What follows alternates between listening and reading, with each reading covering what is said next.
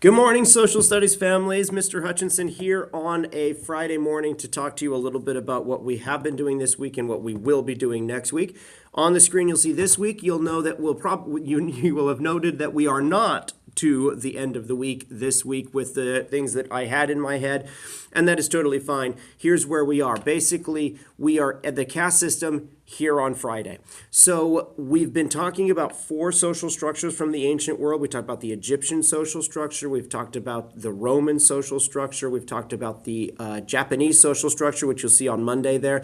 And then you'll see the caste system from ancient India. Those are the 4 that we've kind of talking about. Those are the 4 that we're going to use in our dinner party, which starts today and then carries into next week. So right now we're finishing the caste system. We started it yesterday with the slides. There's a video review that they're going to do for a graded assignment, which they'll do at the beginning of class today, and then they're going to take their roles. I have Jabba the Hutt, which is a mug that I have that has all of the different roles in it.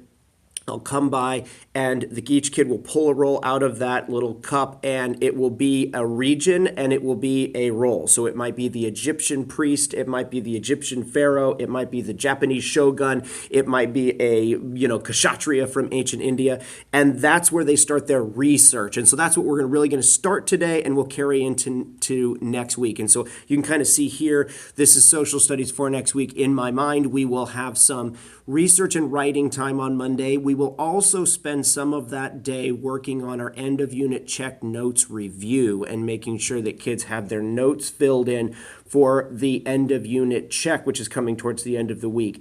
We've done a lot of reading and we've done a lot of research and we've done a lot of work with a lot of the compelling questions that go into that, but we haven't done a lot of writing our things out. So we're going to spend some time both on Monday and Tuesday doing that. Well, while students are doing research and writing of their poems, I think that the dinner party will be on Wednesday, and I'll talk more about that in just a second. And then from there on Thursday, the last day of the month, we'll start our end of unit check. Friday, unfortunately, is a teacher work day. I say unfortunately because I would love the kids to kind of have that flow of starting it on one day and finishing it the next day. But unfortunately, they're going to probably need to come back on Monday and do some work with the end of unit check, which will be the end of our unit on social structures. That means that when we get into the end of that, starting probably at the Tuesday maybe of the week after that, we'll get into our unit called Decline of Civilization, which is basically a 1-week kind of quick understanding of how civilizations tend to fall, why they fall. And then our final unit is on the Middle Ages, but not just European Middle Ages, it's Middle Ages throughout the world. So we're talking about the Islamic Golden Age, we're talking about what's happening in other parts of the world, not just the kind of traditional, knights and that Middle Ages, that's stuff that will be spreading out into the rest of the world. So speaking of our dinner party, let's go back and talk a little bit about that. So starting today, students will have a civilization and a role. You can see up at the top of this that they'll start filling in. This is their notes page that they'll fill in. It's got the rubric on it about what we're looking for a really good solid score here.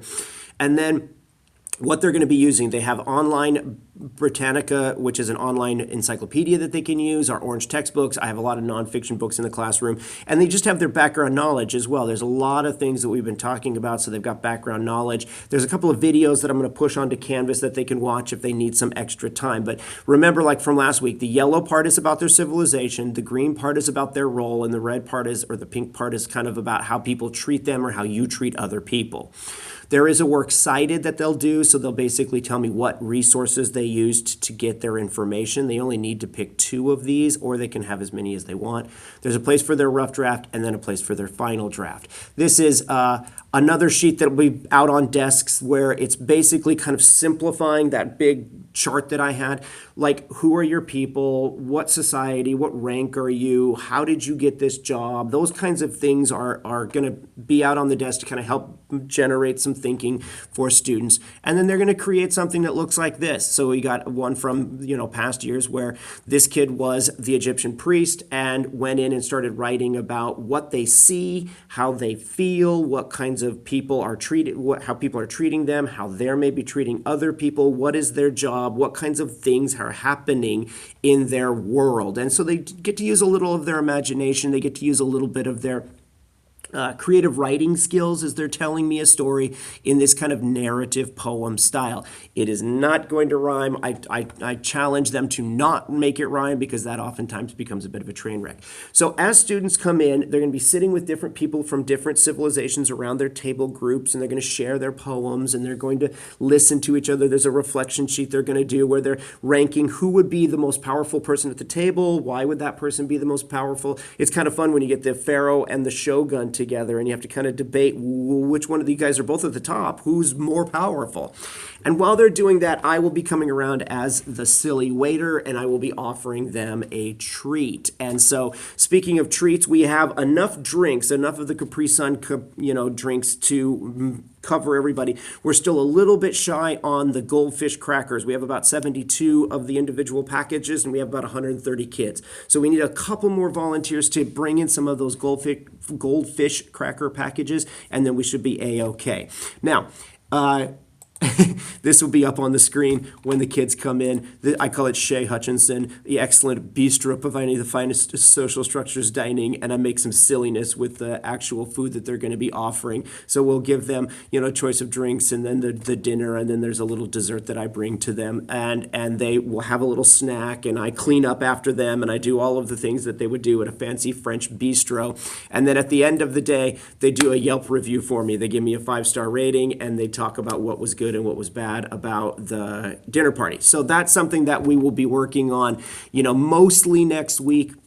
We'll start it a little bit today, of course, but that is what's happening. So social structures is almost finished. Decline of civilization on the way. Here is the end of unit check. We're 31 points. I got to print it off. That's just one copy of it. So it's coming. It's ready. If you have any questions, please let me know. If not, have a wonderful weekend, and we'll see you next week.